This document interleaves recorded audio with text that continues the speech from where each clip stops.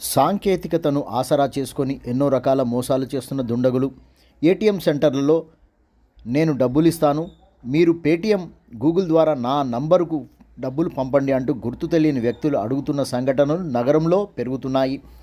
మీరు క్యాష్ కావాలా, నా దగ్గర డబ్బుంది నేను ఇస్తా, మీరు నా మొబైల్ నంబర్కు డబ్బులు ట్రాన్స్ఫర్ చేయమని అడుగుతున్న గుర్తు తెలియని వారు.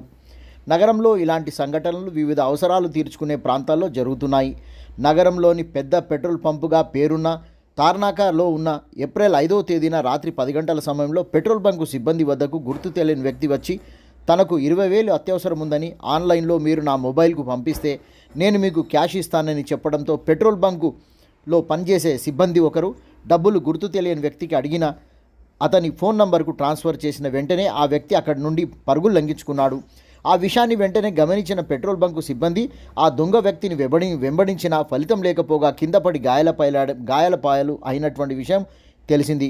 ఆ విషయం వెంటనే పోలీసులకు తెలుపగా ట్రాన్స్ఫర్ చేసిన ఫోన్ నంబరు ఆధారంగా పోలీసులు విచారణ చేసి హబ్సిగూడ వద్ద గల ఏటీఎం దగ్గర గుర్తు తెలియని దొంగ పెట్రోల్ బంకు వద్ద మోసగించి పారిపోయిన దొంగే అక్కడే పోలీసులకు దొరికిపోయిన సంఘటన జరిగింది. ఆ దొంగను పోలీసులు అరెస్టు చేసి రిమాండ్కు తరలించారని తెలుస్తుంది. ఇలాంటి వారితో అప్రమత్తంగా ఉండాలని ఈ కేసును ఛేదించిన పోలీసులను అభినందిస్తున్న నెటిజన్లు కాచిగూడ ఏసీపీ ప్రజలను అప్రమత్తంగా ఉండాలని కోరారు.